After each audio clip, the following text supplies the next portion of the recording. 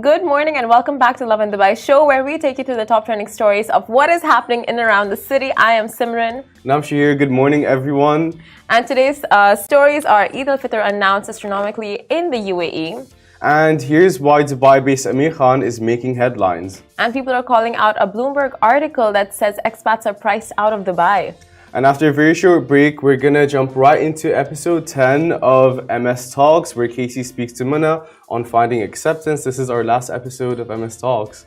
No, that's really sad because I know so many friends of mine who watch it and get so much expertise and expert advice on so many topics, health-related topics. Yeah, it's very candid and unfiltered and real and raw, and I think that's the best part of the show. Also, today, Maghrib is at 6:40, so just a heads up, in case you're wondering. Exactly. Now, speaking of raw and unfiltered, I want to ask you, so I saw this content creator yesterday, and she posted something on social media about like France putting a ban on filters for models, influencers, content creators, bloggers, and just any social, like anyone who makes money out of social media. It's about time.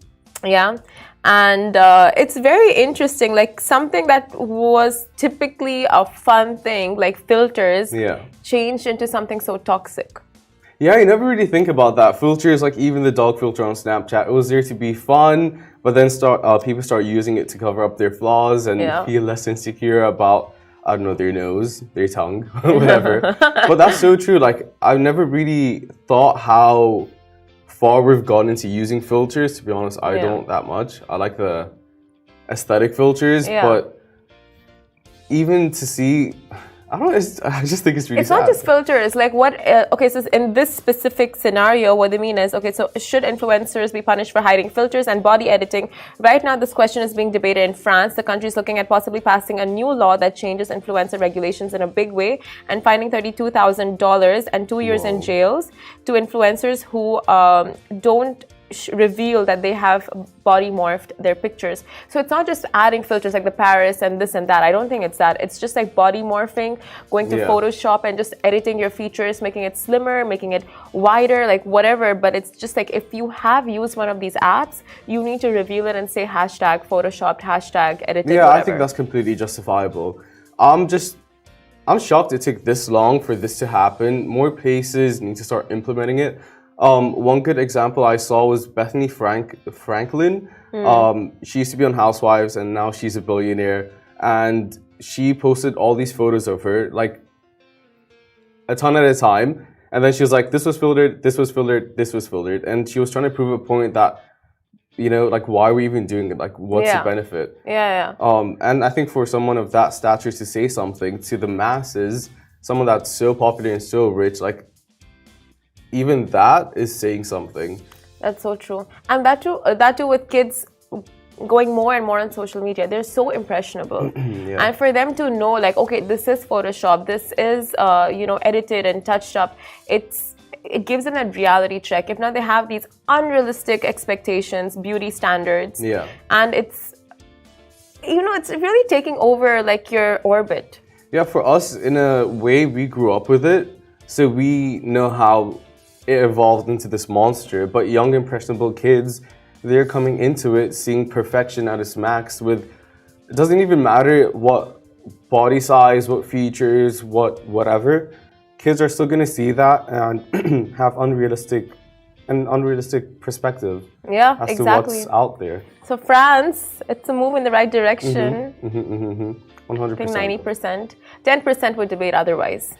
Yeah, those 10% want the Paris filter on. No, it's not the filter. No, it's I know. The morphing. But the Paris filter is the best thing that has happened to mankind. That's just a little bump, you know? It's saying the lighting's too sharp, we're doing you a favor. Yeah, it's for the lighting. Yeah, exactly. It's making up for nature. Yeah, honestly, like I would stop using social media if they remove the Paris filter. See, this is exactly why France is doing what it's doing. It's people like you. It's because of people like me. So we'll jump into our first story now. This is great news for everyone involved. Now, Eid al-Fitr announced astronomically in the UAE. So after 30 days of fasting, Muslims all around the world celebrate Eid al-Fitr, translated as the feast of the fast breaking. It commemorates the end of the holy month of Ramadan. Now, the Emirates Astronomy Society announced that the first full moon of Ramadan is on April 7th. So the sighting of the full moon marks the first day of Eid al-Fitr on Friday, April 21st, astronomically. So UAE peeps will most likely enjoy a long weekend from Thursday, April 20th to Sunday, April 23rd. It's just around the corner, you guys. I'm so excited. It is just literally like, what, a week away now? 10 days, 14 days? It's a bit more than that. It's 2 weeks. 2 weeks? Let me just check the calendar. Oh yeah, it's 2 weeks away. Literally. And it's 2 short weeks that are going to pass like this. But I have to say, I just don't want these 2 weeks to pass. Yeah, honestly. Why? The work hours? Everything about Ramadan is just the best. The air really is different. Yeah. And I feel like, I've always felt this back home, but the house smells different during Eid. I have no idea why. Oh. But everyone just smells so like oody. Yeah. And there's happiness in the air. You would think otherwise because people are fasting on the edge and just like snappy, you know, because they're hungry. Yeah. But like, no, it's just so much more. I think once you get past the first couple of days, you're just in peace with it. It's just that first day, you know? Yeah. It's just that first, it really is. Everyone says it's that first day for them. And then after that, they're super cool, calm and collected about it, you know, and they make the most of it. And then as soon as you break your fast, like you have this whole like nightlife of just like going out with your friends to the beach and having like dinners and snacks and just like, you know, making the most out of nighttime. Yeah. You enjoy nighttime more than you do typically. Like, I am enjoying every single thing about Ramadan. I'm just like, these 2 weeks, I just want time to slow down. Make the most of it. Right? It's insane how fast it passed by. And just go like very slowly. But yeah, it's just, these 2 weeks are gonna fly by. I'm not ready. Right? Not ready to go back to the normal life. No. Post Ramadan. It's Ramadan, Christmas, and that's it. It's like the 2 things to look forward to, right? Yeah, exactly. I feel like the same way people say that like Christmas has this like certain, not odor, but like scent or like aroma. Yeah. Eid has the same thing. Vibes. All about the vibes. Moving on to our next story. So here's why Dubai-based Amir Khan is making headlines all around Dubai. So basically, boxing champion Amir Khan is making headlines for 2 separate occasions. Amir, along with his Amir Khan Foundation and Ammar Shaf, have distributed 2,000 meals during Iftar across Dubai Investment Park and TCOM on the 9th day of Ramadan. So on a separate note, news broke out about Amir Khan and the fact that he was banned for 2 years for doping violations, and he took to Instagram to clarify that the violation was not intentional, and hence the ban has been set for a 2-year period and not for 4. Yeah, so let's just keep in mind it's Ramadan and it's a month of doing better, being better, and forgiveness. The whole fact that he was unaware with the whole doping situation, obviously lenience came with that and like being understanding came with that. But I just found out recently how the majority of athletes do go down that road and how it is very common for people to choose that, especially when they're more professional. So that wasn't like a shocker for me in general. But back to the Ramadan, it's amazing to see that he's also taking, like he's one of the biggest boxers here, if not the biggest boxers here. Of course, yeah. And he's taking his status and stature to spread the word and just like be a part of the community and distribute meals and just put a smile on people's face, because a lot of people look up to him at the same time.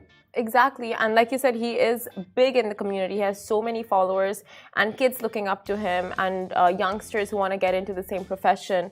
So it's a very interesting one. But honestly, like all said and done, put in the past, like right now what they're doing with Ramadan and just giving out so many meals to the needy, it is an excellent drive, and that you can see all the footage of that on our social media page. But we move on to our next story. People are calling out a Bloomberg article that says expats are priced out of Dubai. Now, this is quite an interesting article. So this was up on Bloomberg, I think just this week, in the beginning Day of this before week, over the yesterday? weekend.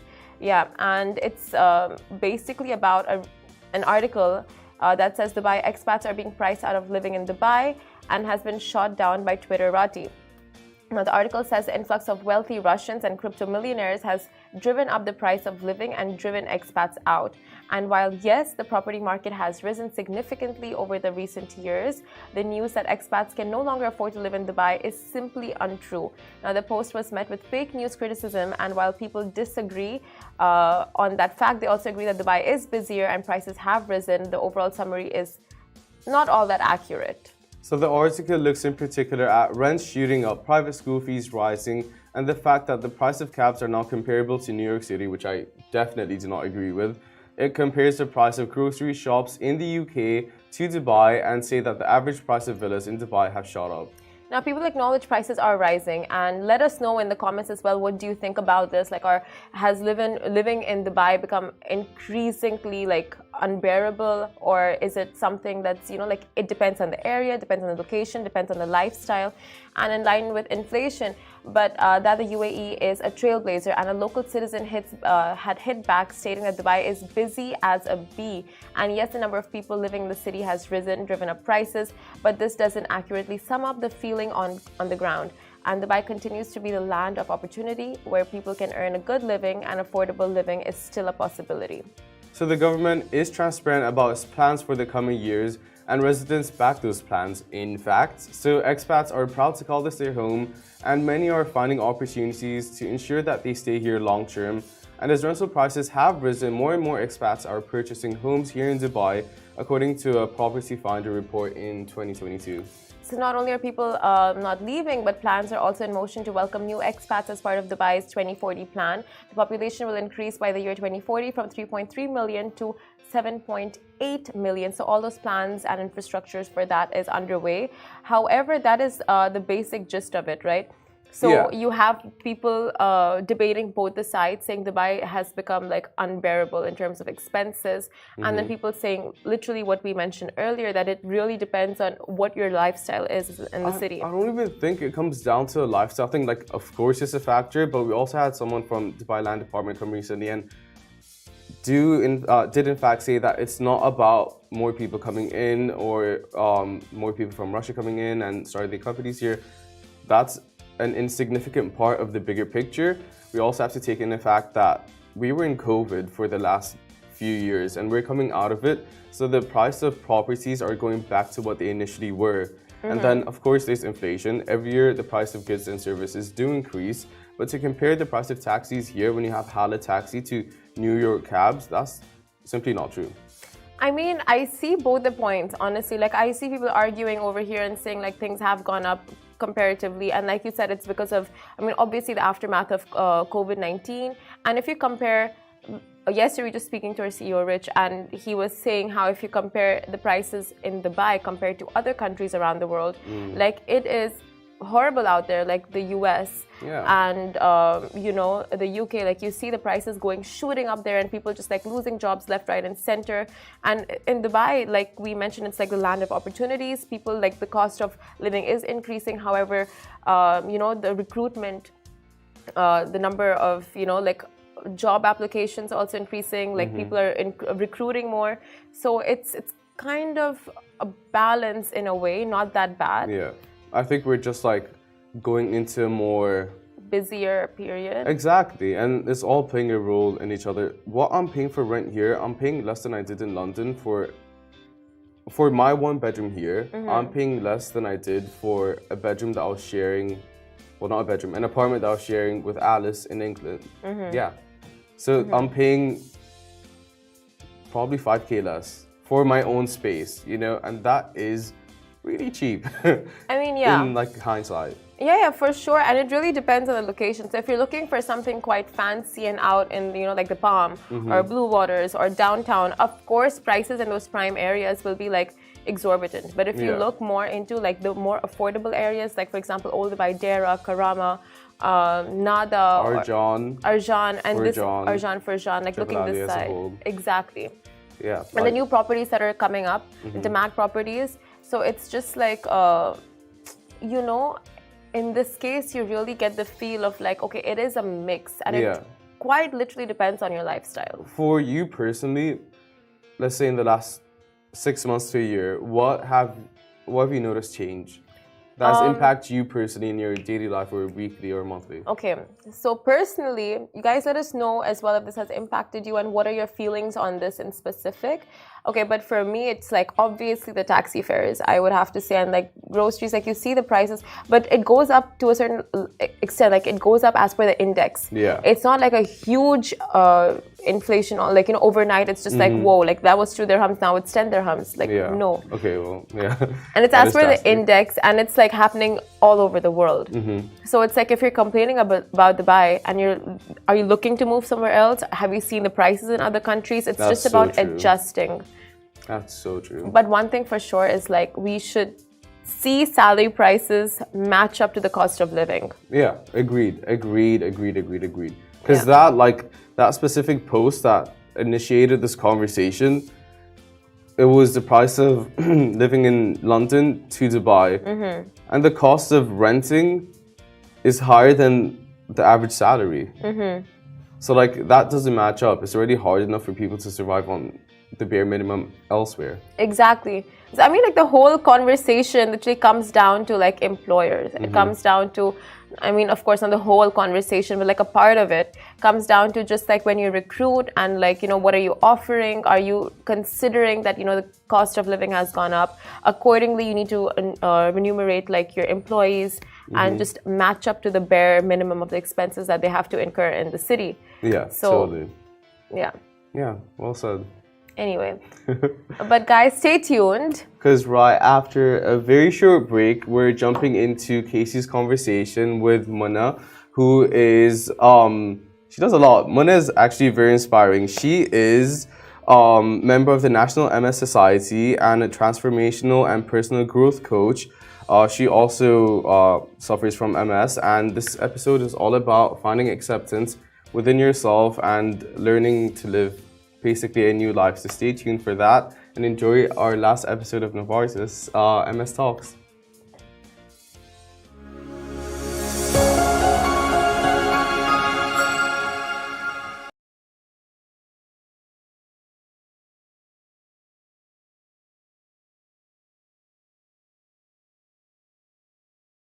Hello and welcome back to MS Talks 2.0 Let's Discuss Facts. Back with us today is Mona Al-Harbi, MS patient advocate, member of the National MS Society and transformational and personal growth coach. If you've been following on throughout the series, you'll have heard her inspiring story of dealing with MS and the emotional roller coaster after receiving a life-changing diagnosis, not just for her but for her family. Back today, we're following on from that story to talk about acceptance. Thank you so much, Mona, for joining us. Thank you for having me. So what are the stages you go through after receiving a life-changing diagnosis such as MS? When a doctor tells you that you have such an illness like multiple sclerosis, it's like a shock that comes to you, especially in the beginning. If you don't know anything about this disease, you go through a roller coaster of emotions. You go through grief, you go through anger, you go through depression, denial, and you go through this process that you want to understand what is going on with your body. Will I have treatment? Will my life change? Do I need to leave my job? Can I get married? Can I have children? All these questions and all this comes at once, and all these feelings come at once. So these stages are, I think, many people with MS agree with me that they come in our thoughts in the beginning of the diagnosis, and gets us in a level of confusion and takes us to, maybe if we can say, a bad place in our hearts and minds until we find the reach of acceptance. Thank you. And as a personal coach, what are the stages towards getting acceptance? Usually I tell the people who I coach, or even in my public speaking, there are 5 important stages that make you conclude or get to this acceptance. The first stage is awareness. You should be very aware about this illness, about your type of MS, about your body, listening to your body. All this comes under the umbrella of awareness. The second stage is perception. Like you need to look at your life differently, all your life aspects. You need to understand that this is a new chapter in your life. You need to be aware of that, and you need to change your perspective. How you look to your social life, how you look to your body, how you look to your health, the things you eat, the people you deal with on a daily basis. The third stage is change. I encourage them to change everything in their life, to start small, like changing the route they go to work every day, and then slowly they change the other things that help them reach that acceptance stage. Before they reach the acceptance, the fourth stage is actions. They need to do some actions. They have to make some effort. Going through the process of finding acceptance needs to go through all these stages. Through action, it can take you to this level of acceptance and finding this acceptance that make you know how to live and understand how to live with MS. It's a long journey, a difficult road, I have no doubt, but reaching acceptance, what are kind of the main challenges and obstacles that people face, and how can people overcome those?